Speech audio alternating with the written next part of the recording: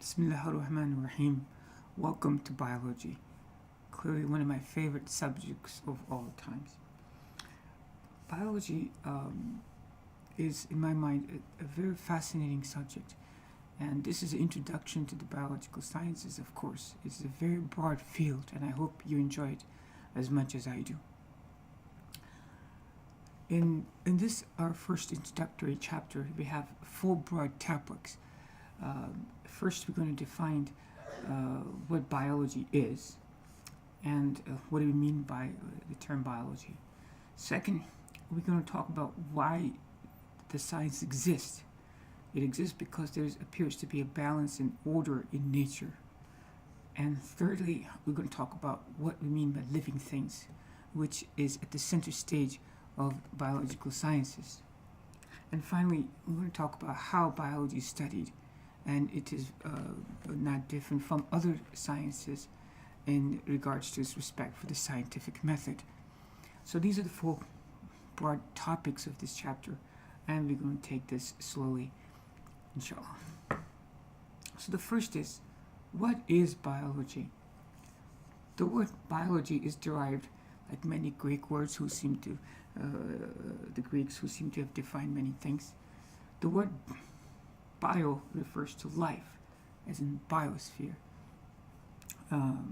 Bio is life, or living matter. Logi or logia is to study of. So biology is, in a sense, study of life, more poetically stated, study of life, but it is a study of living things. So that's what biology is. Biology is study of living things. In a more precise manner, you can say biology is the principles, the concepts and theories that allow us to understand the natural environment. Biology is the principles, concepts and theories that allow us to understand the natural environment. What does that mean? You have to pardon my cough. Now, if you look at this picture, clearly it's aesthetically appealing. It's very beautiful to the eyes. But from a scientific point of view, you see there's mountain, there's trees, and there's forest, and there's lake or pond here. Now, you understand this little forest here is full of living things. There might be squirrels, there might be deers, insects, and birds, right? And this pond is full of living things, from little tadpoles to fishes, etc. And the trees, living things. And then you go over here, and the mountains, and that's different. There are no trees there. You wonder what kind of living things exist over there, if any. And then you observe that it is rather, you must say, it's very beautiful, and there seems to be some sort of order there. How does it that all of these living things seem to get along so well, right?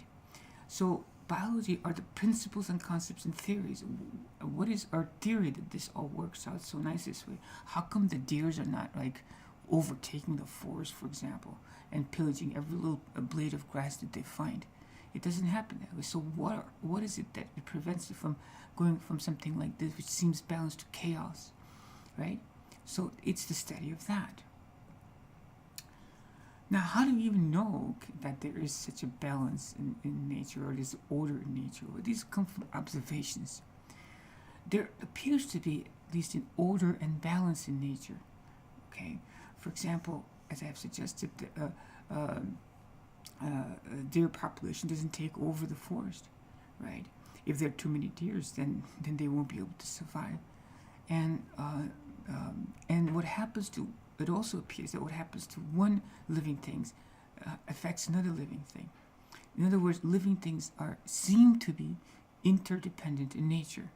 Okay, so biology stems from a basic understanding that there appears to be certain order and balance in nature, and the more we study biology, and this initial impression is confirmed, and then you will see there is indeed great order and great balance in nature.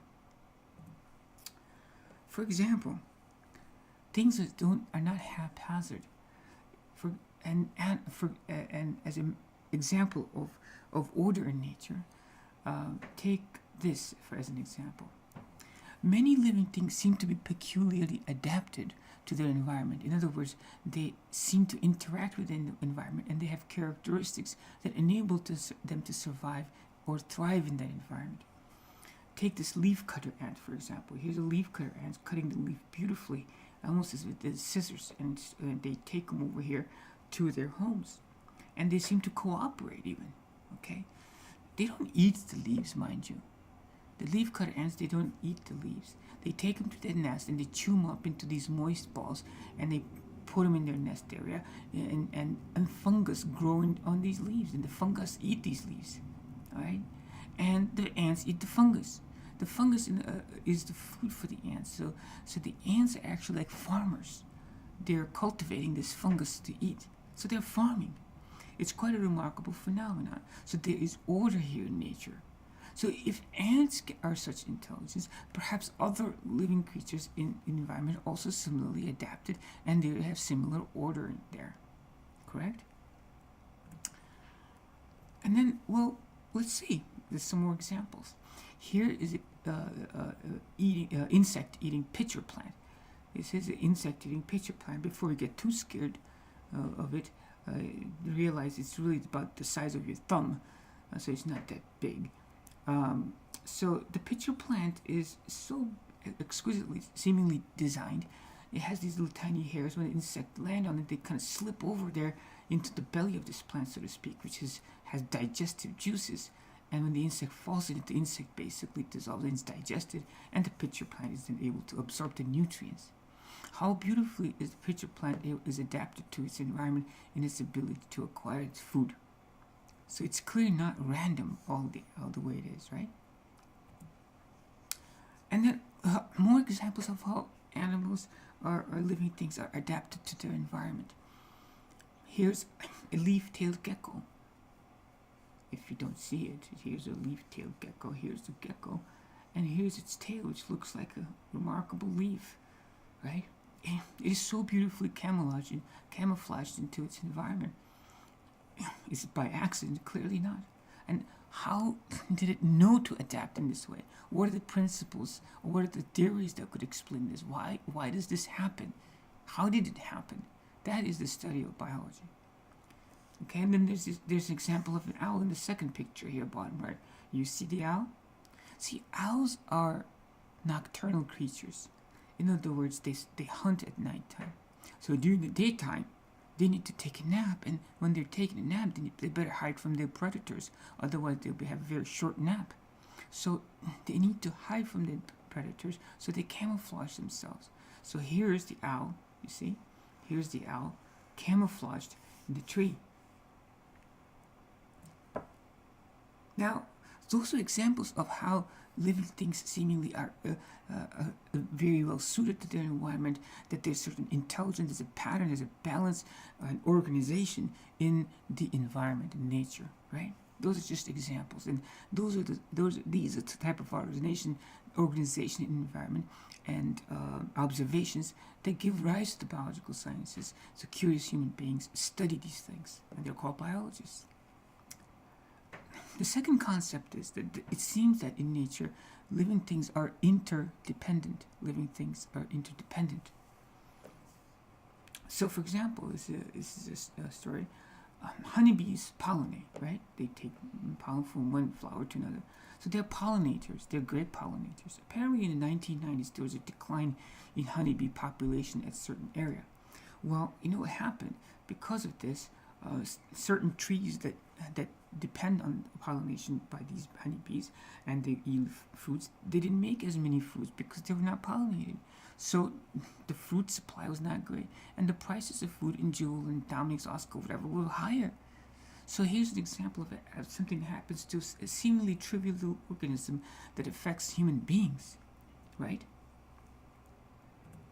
So here we define biology. Biology is the study of nature, its principles, its theories that explains how things work in nature, how it's organized, okay? Study of living things, okay? And then this stems from the fact that there is an order and there is balance in nature, okay? So if biology is study of living things, then we must first define what do we mean by living things, okay? Is a rock a living thing? is a spider a living thing? Is a virus a living thing?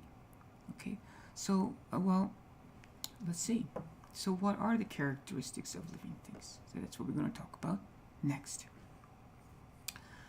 Now, of the three I mentioned, viruses by most biologists are not considered to be living things, for example, because they don't satisfy the typical criteria of living things.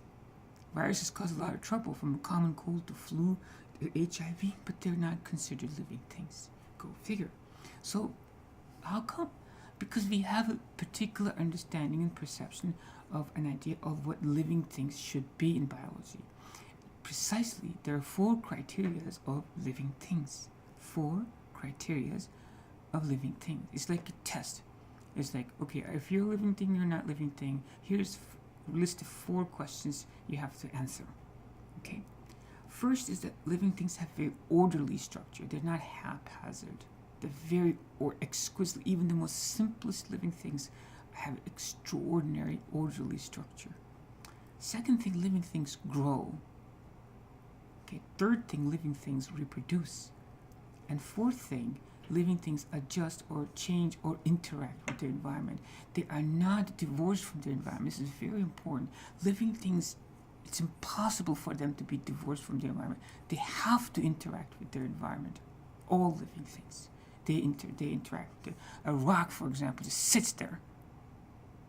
Okay? You can hammer a rock, but it's not going to respond because it's not living. Okay?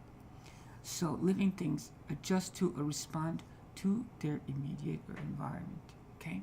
So these are the 4 characteristics of living things, and we shall study these individually in some detail. So here's an example. I chose it. Orderly structure. Okay? Living things have exquisite orderly structure. Look at the bacteria. This is a bacteria, and some bacteria, not all, some bacteria have a tail, like it's called a flagella. Some have many of them. Okay, but this one has one tail. Okay, one flagella. Okay, now it's like a little allows mobility, and they can swim like with like a little sperm. So bacteria have a flagellum, and if you look at the flagella, you might think it's like, it's like a hair or something. What's the big deal, right? It's structurally, it doesn't look very impressive, right? But if you study the flagella, as the scientists have, you'll see it's anchored to the bacteria using innumerable proteins with a beautiful and exquisite in structure, almost as if a mechanical engineer designed each individual protein. And the structure of this flagella are remarkable. They are quite remarkable. They look like little hair, but they are quite amazing and ordered. So the first criteria of living things is that they are very structurally or very orderly things. Okay? And then everybody, look at the human being, look at the structure of DNA. It's remarkably, beautifully ordered, symmetrical. And look, this is from a microscopic level, at a molecular level. And if you take that to a macroscopic, at a big picture level, human body is remarkably orderly structure. It's symmetrical, right? And it communicates with each other, etc., etc. So living things are very orderly structured. The second characteristic of living things is that they grow. Obviously, here's an example of a tree that grows. Even a bacteria, when it's born, it grows a tiny bit, so to speak. Okay, so living things grow. Okay, that's one thing. The third aspect of living things is that they reproduce. All living things come from other living things. Okay, reproduction is essential for the survival of the species. Okay, here's examples from prairie dogs. Okay, they're cute, and they reproduce. Okay, and reproduction is essential for the survival of the species. Now, this brings us to a point here. What do we mean by the term species? This you must understand. Okay, so the term species has a very specific definition in biology. Very, very specific. So species are a group of organisms that can interbreed and produce fertile offspring. So there are 2 criteria for 2 organisms to be of the same species. first they must be able to interbreed. Okay, they must be able to mate with each other. Okay, and then secondly, they must be able to produce fertile offspring. In other words, their children should be able to, if they chose, they should be able to mate and make other offsprings. Not only do the parents have to be able to interbreed, the children have to be able to interbreed and produce offspring. So species are a group of organisms that can interbreed and produce fertile offspring. For example, a mule is a cross between a horse and a donkey. So here's a horse and a donkey. Now, horse and donkey, they can interbreed. See, they can interbreed. But when they produce a mule, mules are not fertile. They cannot make other mules. So two mules can't get together and make a third mule because they're not fertile. So horses and donkeys are not the same species, because even though they can interbreed, they can produce offspring, but the offspring is not fertile. I mean, they're sterile. They're not able to produce. All the mules in the world result from a cross between a horse and a donkey. Okay, so that's a definition of species that you have to know.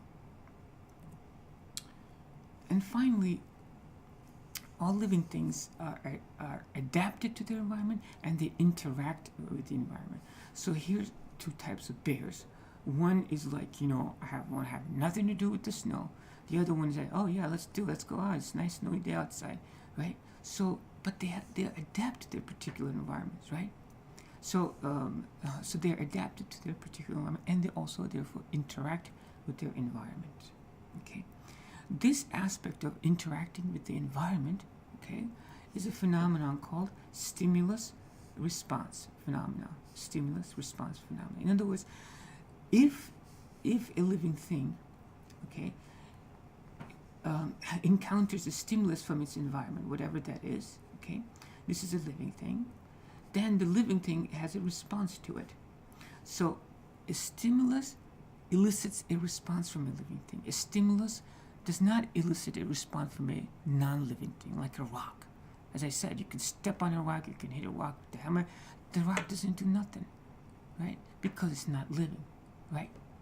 But if you step on a rattlesnake, you'll know about it because it's living. You follow? So living things have these characteristics that they interact with their environment, they respond to their environment. This phenomenon is called stimulus-response phenomenon. So if somebody, for example, they touch a hot pan, immediately this is a stimulus, is the heat. The heat is the stimulus, and the response is let go of the pan. That's an obvious response, right? But then, more subtly, when plants lose their leaves in the fall, the deciduous plants, when plants lose leaves in the fall, they do so because of a response to the cold and dryness of the season. So as winter approaches, the day length changes, the temperature changes, and that is the stimulus that results in the response that the plant says, okay, it's time to close shop, it's time to shed those leaves. So that's another example of stimulus response phenomenon from a living thing, in this case, a plant. Now, the stimulus response is important for living things. Why do you, to trees care to lose the leaves? Why do we let go of the hot pan? Okay, why? Well, it hurts. Well, fine, it hurts. So what's the big deal? Be a tough person and just put up with the pain. No. The reason there is a response, see, the response is all directed towards self-preservation, ultimately. You follow? The response is directed towards self-preservation, to protect oneself. The trees lose the leaves because they know they can't do photosynthesis, and they save all the sugar in their roots. Okay? So this self-preservation is called homeostasis. Homeo means the same. Okay? Stasis means state. So you have to maintain some same state. In other words, okay, if, for example, a person were caught in the Arctic and then they will freeze to death, God forbid, right? It refers to that because the body cannot survive outside a certain temperature range. So human beings need to live in a certain comfortable temperature at either extremes. If it gets too hot or too cold, that's not compatible with survival. So the human body attempts to maintain that homeostasis, the same state, by responding to its environment. If the stimulus is hot, the body will try to maintain cool by sweating, etc. And if the stimulus is cold in the ambient environment, the body will shiver and produce heat. You follow? So homeostasis is a term that says it's the regulation of organisms' internal environment to maintain conditions suitable for survival. Okay, so the organism try to maintain its internal environment that's suitable. For example, if somebody goes outside and they're not appropriately dressed and it's cold outside, they will shiver. Okay, so the stimulus is cold. Shivering is a response. The shivering generates heat because when people work out, for example, they're hot, right? They start sweating. So because why? Their muscles working. Anytime muscles are working, they generate heat. So shivering is a response that generates heat. Okay, and that occurs to maintain body temperature at a certain comfortable level. So homeostasis is a regulation of an organism's internal environment to maintain conditions suitable for survival, for optimal survival of the living thing. Another aspect of this, so we talked about that this is a fourth aspect of living things, that they are in interaction with their environment, we suggested. Another aspect of how living things interact with their environment is that over time they even adapt to the environment and they evolved accordingly to their environment.